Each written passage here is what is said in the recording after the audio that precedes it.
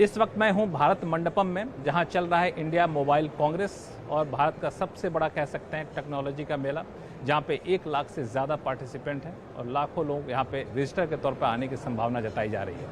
और इस मौके पर हमारे साथ बातचीत करने के लिए टेलीकॉम मंत्री अश्विनी वैष्णव सर, आपका स्वागत है CNBC आवाज़ में। मुझे याद है जब हम लोगों ने इंडियन मोबाइल कांग्रेस किया था इससे पहली बार, तो हुआ था कि 5G को लॉन्च कर रहे हैं, 5G हम लोग इसको रोल आउट करेंगे। तो किसी को ये भरोसा नहीं था कि इतना तेज़ी से हम 5G रोल आउट कर लेंगे कि यूरोप को भी हम पीछे छोड़ देंगे। और अब हमने 6G रोल आउट करने की ठान ली है। इसके लिए इंफ्रास्ट्रक्चर कितना तैयार है आपको दिख रहा है? लास्ट ईयर 2022 में जब इसी IMC में माननीय प्रधानमंत्री श्री नरेंद्र मोदी जी ने 5G लॉन्च किया था, तब आपकी बात सही है, कई लोगों को डाउट रहता था, लेकिन हम लोग स्पष्ट थे, इंडस्ट्री स्पष्ट थी, सरकार का विजन क्लियर था। इसीलिए आज दुनिया भर में फास्टेस्ट 5G रोल आउट के तौर पे भारत की पहचान बनी है। एक वर्ष से कम समय में टॉप 3 इकोसिस्टम में भारत पहुंच चुका है। और जिस तेज़ी से 5G रोल आउट हो रहा है, अगले साल के यानी दिसंबर 24 तक प्रैक्टिकली पूरे देश के सारे गांव, सारे के सारे कस्बों तक 5G पहुंच चुका होगा। दिसंबर 24 तक?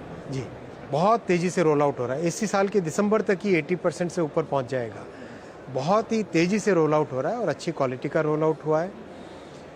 सबसे जो खुशी की बात है, 80% से अधिक इक्विपमेंट जो 5G के रोल आउट में लगे हैं वो भारत में बने। मेक इन इंडिया की बहुत बड़ी सक्सेस है ये। आप देखो, 10 साल पहले भारत का टेलीकॉम सेक्टर एक तरीके से एक लिटिगेशन, करप्शन, इन सब चीज़ों में जकड़ा हुआ था। मोदी जी ने 2014 में आते ही सबसे पहले फोकस्ड वे में ट्रांसपेरेंसी लेके आए, रिफॉर्म्स किए, क्लियर एक गवर्नेंस का मॉडल लेके आए। आज उसके कारण भारत का टेलीकॉम सेक्टर सनराइज इंडस्ट्री की तरह माना जाता है। इनोवेटर्स इनोवेट कर रहे हैं, डेवलपर्स, मैन्युफैक्चरर्स।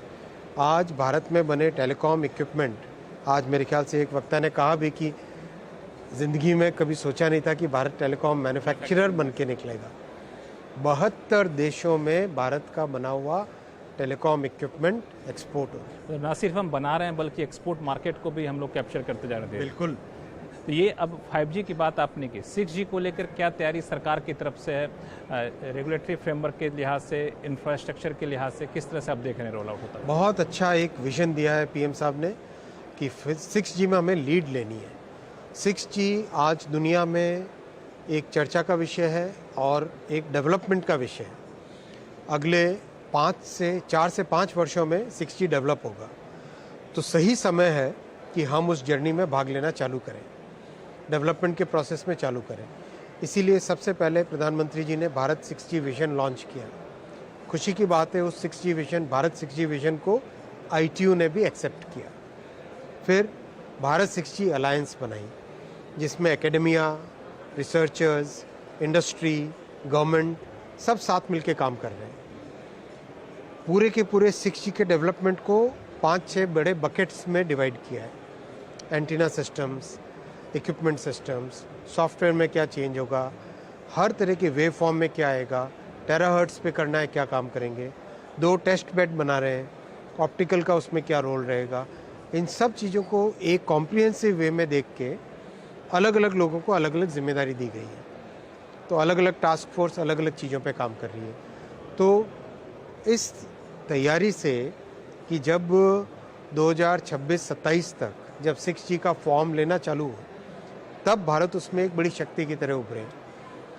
आप देखो, ITU में अगर आप पूरे इसकी जर्नी देखते हो, 5G में पहली बार भारत के इंटेलेक्चुअल प्रॉपर्टी राइट्स IPR को रिकॉग्नाइज हुआ। 5G के स्टैंडर्ड्स में भारत की ब्रेन, टैलेंट, भारत की इंजीनियरिंग उसमें जुड़ी, पहचान बनी। अब 6G में लीड लेनी है, इसीलिए जल्दी शुरुआत कर दी। 200 से अधिक पेटेंट हो चुके हैं 6G को लेकर के। अच्छा, तो ये आपने 2 चीज़ें कही, एक तो 6G को लेकर 2 बेड बहुत जल्द हम लोग इनॉग्रेट करते हैं। कब तक कुछ टाइमलाइन आपने सोचा है, आपने कब तक करना है? 6G एक लंबा प्रोसेस है। 2029 में ITU का कहना है कि 2029 में 6G लॉन्च होगा। इसीलिए तैयारी अभी से है। 2029 तक, उससे पहले की कोई कोशिश? उससे पहले सारे steps, Bharat 6G alliance, development process. इसमें मैं 5G पे थोड़ा सा पीछे ले जाऊंगा आपको कि 5G एक टेक्नोलॉजिकल रिवॉल्यूशन ही नहीं था, उससे हमने देखा कि उसका एक इम्पैक्ट बहुत ज़्यादा सोशल रिवॉल्यूशन में पड़ा। डिजिटल पब्लिक इंफ्रास्ट्रक्चर डेवलप हुआ, फाइनेंशियल इंफ्रास्ट्रक्चर डिजिटली डेवलप हुआ। तो ये अब इसको नेक्स्ट लेवल पे इस तरह से देखें, इस नज़रिए से देखें, तो कैसे आप देख रहे हैं यहाँ से? 5G से लोगों के जनमानस में बहुत बड़ा एक परिवर्तन आया है। मैं छोटा सा आपको एक गेस क्वेश्चन पूछता हूँ। Data services 4G 5G maximum कहाँ पे यूज़ होती है? हम लोग तो मान के चलते हैं कि मेट्रो में यूज़ होता होगा। भागलपुर। तो मतलब हमारे जितने टियर भागलपुर बिहार में सबसे ज़्यादा यूज़ होता है आज की तारीख में, एक छोटे पीरियड में। तो मतलब टियर 2 टियर 3 सिटीज़ किस तरह से टेक्नोलॉजी को अडॉप्ट कर रही है। पीएम साहब हमेशा उनका विजन है कि टेक्नोलॉजी को डेमोक्रेटाइज करो, टेक्नोलॉजी को पीपल सेंट्रिक करो। एक सामान्य मानवी के जीवन में टेक्नोलॉजी जब एक परिवर्तन लाए तो समझो कि वो सही टेक्नोलॉजी का उपयोग है। ऐसा पीएम साहब हमेशा कहते हैं और ऐसे हमको गाइड करते हैं। आप सिर्फ टेलीकॉम मंत्री ही नहीं है, बल्कि टेलीकॉम सेक्टर को तकनीकी तौर पर भी बहुत बेहतरीन तरीके से आप समझते हैं चीज़ों को, क्योंकि आपका टेलीकॉम इंजीनियरिंग पढ़ी थी।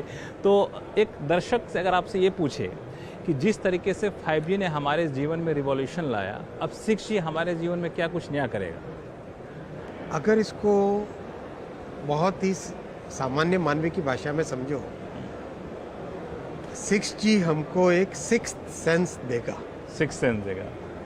जैसे हमारे 5 सेंसेस हैं, 6G उसमें एक नई सेंस जोड़ेगा। कैसे?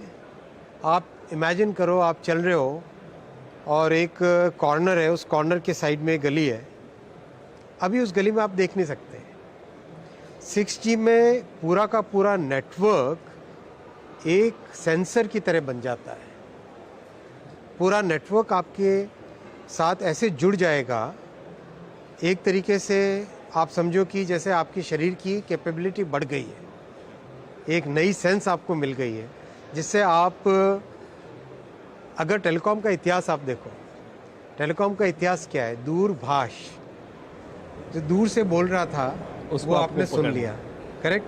पहले केबल के थ्रू, फिर वायरलेस के थ्रू, फिर दूर से जो दूर में कुछ हो रहा है उसको आप देख पाए। अब 6G टेक्नोलॉजी जब डेवलप होगी तो 6G हमारे शरीर का, हमारे जीवन का एक प्रैक्टिकली लाइफ का हिस्सा बन जाएगी और नेटवर्क एक सेंसर बन जाएगा।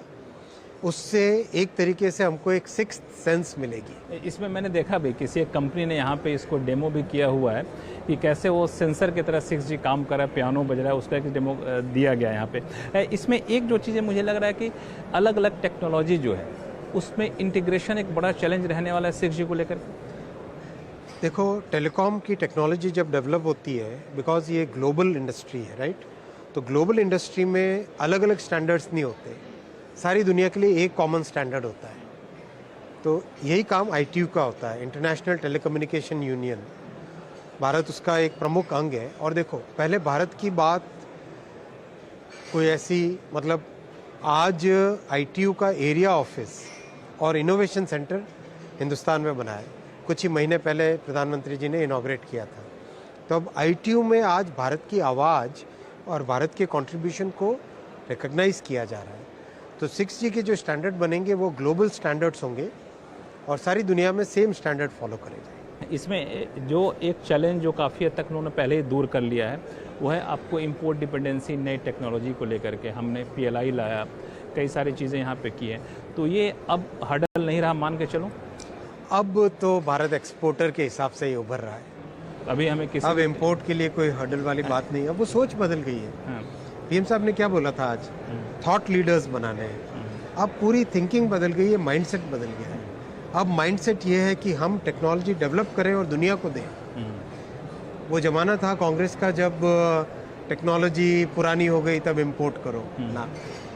अब टेक्नोलॉजी डेवलप करें, एक्सपोर्ट करें। अभी इस नई टेक्नोलॉजी में एक बड़ा चैलेंज उभर कर सामने आया पिछले कुछ सालों से, वो है आर्टिफिशियल इंटेलिजेंस को लेकर के। इसको कैसे आप देख रहे हैं? इसमें क्या सरकार का रोल, चूँकि सरकार की जो भूमिका अब तक मैंने देखा है किसी टेक्नोलॉजी के इवोल्यूशन को रोकने की या किस तरह के ऐसे रोल में कभी नहीं रहा है, फैसिलिटेट करते हैं। ऐसे में AI में क्या रेगुलेशन की ज़रूरत है या फिर उसको छोड़ दिया है, जैसे डेवलप कर रहा है करने दिया जाए? बिल्कुल रेगुलेशन की ज़रूरत है, रेगुलेशन ज़रूरत है और बहुत सीरियस तरीके से इस सब्जेक्ट को देखना चाहिए और ग्लोबली देखना चाहिए।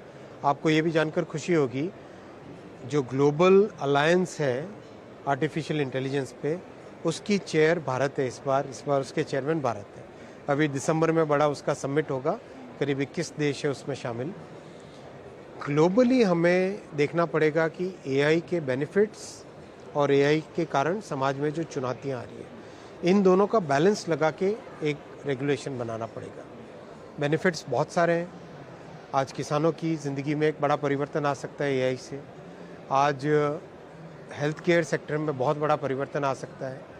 तो इन सब बेनिफिट्स को उपयोग में लें, लेकिन जो नुकसान हो सकते हैं उन नुकसानों से बचाएं। तो इसमें यह माना है जब तक कि AI का अलायंस कोई ग्लोबल फ्रेमवर्क नहीं बना लेता, तब तक भारत कोई अपना फ्रेमवर्क नहीं बना सकता है या नहीं? हम लोग पैरेलल कोई कोशिश कर रहे हैं? भारत की अपनी एक थिंकिंग है। भारत हमेशा इनोवेशन और रेगुलेशन के बीच में बैलेंस लाता है। आपने डेटा प्रोटेक्शन के केस में देखा, इनोवेशन और रेगुलेशन के बीच में अच्छा बैलेंस, जिसकी दुनिया में चर्चा है। आज दुनिया उसको टेम्पलेट मान के चल रही है। तो भारत AI में कोई रेगुलेशन लाने की तैयारी में? बिल्कुल लाएंगे। कब तक ला सकते हैं? रेगुलेशन का कुछ स्वरूप क्या रहेगा? अभी इंडस्ट्री के साथ कंसल्टेशन चल रहा है। इंडस्ट्री के साथ जानकारी करके सभी स्टेक होल्डर्स के साथ बातचीत करके लाएंगे। तो क्या ये रूल होगा या फिर कोई लॉ इनेक्ट करना पड़ेगा? जैसी ज़रूरत पड़ेगी। जैसी ज़रूरत पड़ेगी वैसा करें। इससे अलग हट के मैं आपसे पूछूं, टेलीकॉम इक्विपमेंट हो, सेमी कंडक्टर हो, वहाँ पे हम लोगों ने काफ़ी पहले से कोशिश शुरू की, प्रोडक्शन लिंक्ड इंसेंटिव स्कीम लाया, उसका नतीजा अब तक कैसा दिख रहा है? जो कई सेक्टर है जहाँ पे चैलेंजेस हैं PLI में, सेमी कंडक्टर और टेलीकॉम इक्विपमेंट में कैसा? बहुत अच्छा। टेलीकॉम इक्विपमेंट में आप देखो 6000 करोड़ से ज़्यादा के एक्सपोर्ट हो गए, करीब 2500 करोड़ के इन्वेस्टमेंट हो गए, करीब 32 कंपनियां हैं जो नए मैन्युफैक्चरर बन के उभरी है। वैसे ही सेमीकंडक्टर में 1.5 साल के शॉर्ट पीरियड में पहली फैक्ट्री का कंस्ट्रक्शन स्टार्ट हो गया और 2 नए प्रपोजल बहुत अच्छी एडवांस स्टेज में। तो बहुत ही अच्छी प्रोग्रेस है। देखो, भारत में जिस तरह से एक stable policy, stable government, stable policy और एक ट्रांसपेरेंसी के साथ काम करने का मोदी जी ने गवर्नेंस का जो नया मॉडल दिया है, उस मॉडल से दुनिया में भारत एक ट्रस्टेड वैल्यू चेन पार्टनर बन के उभरा है। आज भारत के टैलेंट को देखते हुए, पॉलिसी रिजीम को देखते हुए, दुनिया की हर कंपनी भारत में आके ही मैन्युफैक्चर। अगला सवाल मेरा यही था कि हम लोग अलग अलग इक्विपमेंट को बना रहे हैं, अलग अलग कंपोनेंट को बना रहे हैं, हम लोग क्यों नहीं पूरे ग्लोबल वैल्यू चेन का एक इम्पॉर्टेंट पार्ट बनना चाहते हैं एज ए कंट्री? बिल्कुल वही बन रहे हैं। जब आप मोबाइल मैन्युफैक्चरिंग देखते हो तो वो आप ग्लोबल मैन्युफैक्चरिंग का, ग्लोबल वैल्यू चेन का हिस्सा बन रहे हो। जब आप सेमीकंडक्टर मैन्युफैक्चरिंग करते हो तो इस ग्लोबल वैल्यू चेन का एक अभिन्न हिस्सा बनते हो। सेमी कंडक्टर को लेकर एक शुरू से ही, जब आपको याद होगा जब कैबिनेट ने अप्रूवल दिया तब भी मैंने आपसे सवाल पूछा था, और आज भी मेरा सवाल यही है कि जिस तरीके के सेमी कंडक्टर की ज़रूरत हाई एंड इक्विपमेंट में है, वो अभी तक हम लोग उस लेवल पर नहीं पहुंच रहे हैं। हम लोग इससे पिछले के जनरेशन वाले सेमी कंडक्टर पर ज़्यादा ना। देखो, अगर आप 4 साल पहले सेमीकंडक्टर इंडस्ट्री देखते, अलग थी, आज अलग है।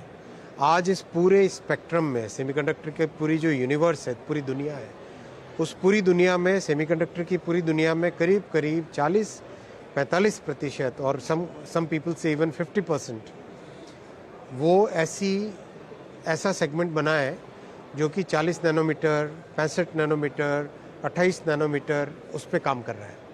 क्यों? क्योंकि इलेक्ट्रिक व्हीकल्स, EV और टेलीकॉम, ये 2 इतने बड़े कंज्यूमर बन के निकले सेमीकंडक्टर के कि इसमें जो सेमीकंडक्टर चाहिए वो अलग टेक्नोलॉजी है, वो एक टोटली नई टेक्नोलॉजी बनी है। देखो, सेमीकंडक्टर की दुनिया बहुत तेज़ी से परिवर्तित हो रही है। तो इसमें आपको लगता है सेमीकंडक्टर हो या फिर मोबाइल कंपोनेंट मैन्युफैक्चरिंग हो, इस पर हमें PLI के लिए एडिशनल अमाउंट आगे चलकर एलोकेट करने की ज़रूरत पड़ेगी? सरकार ऐसे किसी प्रस्ताव पर विचार कर रही है? अभी जितनी PLI है उससे अच्छी सक्सेस मिली है, इंडस्ट्री अभी उससे बहुत सेटिस्फाइड है। अभी उसी पे आगे बढ़ते हैं। यहाँ पे इंडस्ट्री की एक दिक्कत हुई पिछले दिनों, इसको फिलहाल हम लोगों को लगता है कि थोड़ा सा सॉफ्ट रवैया अपनाया, वो था जब हम लोगों ने लैपटॉप और इस तरह की चीज़ों के इंपोर्ट पर रिस्ट्रिक्शन लेने की बात की। ऐसा लगा कि शुरू में सरकार की सोच जो थी कि पूरी तरह से घरेलू इंडस्ट्री को मदद कीजिए, लेकिन बाद में लगा कि नहीं, गड़बड़ हो रहा है। देखो, आज जितने भी लैपटॉप और सर्वर मैन्युफैक्चरर्स हैं वो लोग सब भारत को अपना बेस बनाना चाहते हैं।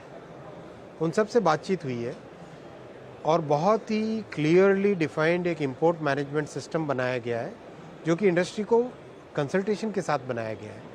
तो इंडस्ट्री उसके साथ खुश है। ऑलरेडी इंडस्ट्री के आईटी हार्डवेयर पीएलआई में 40 से अधिक एप्लीकेशंस आ चुकी हैं। लोगों ने अपने पार्टनर्स प्रोडक्शन लाने में टाइम लग जाएगा। ना टाइम नहीं लगेगा, बिल्कुल।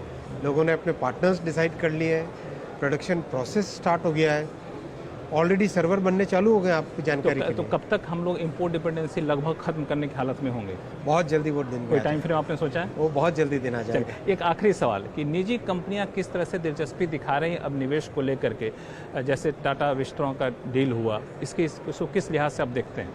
ये बहुत अच्छा मूवमेंट है। ये टाटा ने विस्ट्रॉन को 100% एक्वायर किया है।